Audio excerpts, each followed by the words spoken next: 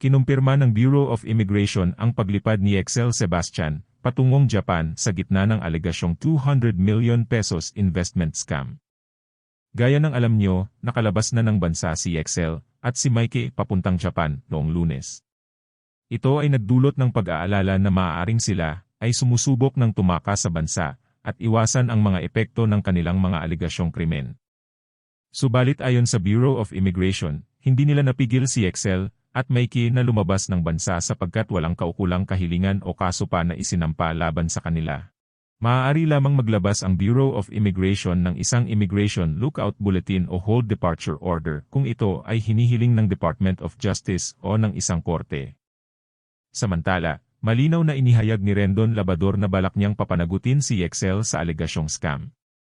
Nagpost siya ng isang video sa Facebook kung saan makikita si Excel na nagmamayabang ng malaking halaga ng pera, at tinanong kung nakita na ba ni Excel kung paano ang itsura ng kulungan. Hinimok din ni Rendon si Excel na pagtibayin ang kanyang panahon sa Japan, dahil malapit nang mauubos ang kanyang kalayaan. Hindi pa malinaw kung ano ang mangyayari sa kasong ito. Gayunpaman, malinaw na kinakaharap ni Excel at Mikey ang mga seryosong alegasyon, at maaaring humarap sila sa malubhang mga kahihinatnan kung mapatutunayang sila ay may kasalanan.